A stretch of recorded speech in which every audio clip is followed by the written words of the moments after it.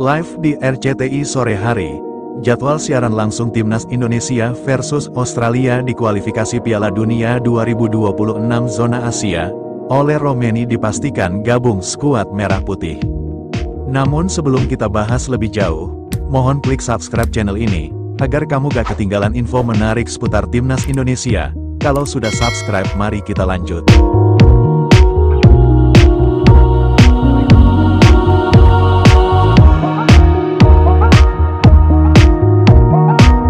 Matchday ke-7, Grup C putaran 3 kualifikasi Piala Dunia 2026 zona Asia antara Timnas Indonesia melawan Australia akan berlangsung pada Maret tahun 2025, di Sydney Football Stadium, Sydney, Australia, tanggal 20 Maret tahun 2025.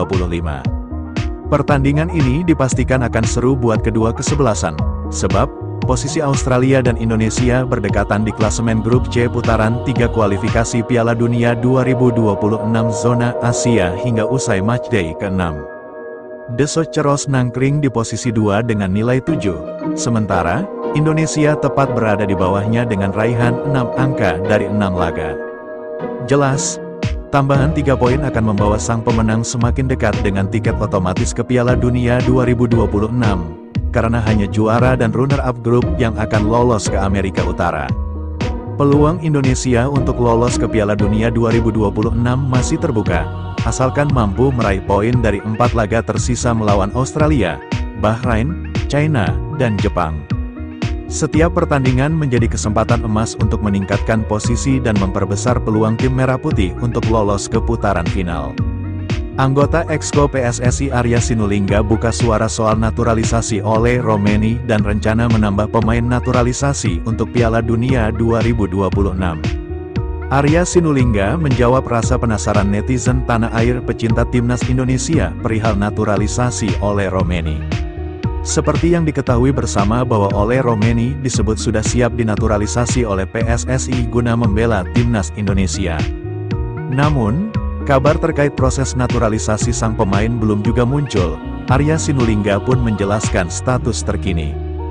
Dalam podcast bebas yang tayang pada Rabu, tanggal 18 Desember tahun 2024, Arya menyebut masih ada yang perlu disiapkan dalam proses naturalisasi pemain. Hal ini berlaku tak hanya untuk Ole Roemeny, tetapi 2 pemain lain yang juga dinaturalisasi, ditambah DPR yang masih reses. Harapan Arya tentu sama dengan publik tanah air, khususnya untuk Ole Roemeny sudah tersedia saat skuad Garuda menghadapi Australia pada Maret tahun 2025. Memang ada beberapa dokumen yang harus kami siapkan lagi, kemudian kita juga tahu kebetulan DPR-nya reses juga, kata Arya Sinulinga.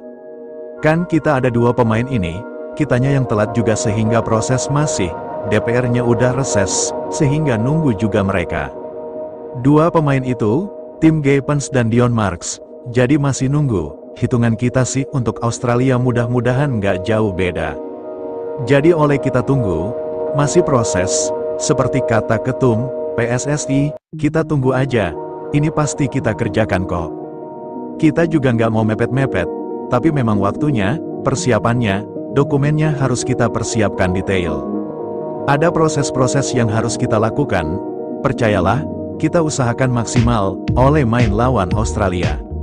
Selain itu, Arya juga menyinggung soal peluang PSSI menaturalisasi pemain lagi jika Timnas Indonesia lolos ke Piala Dunia 2026.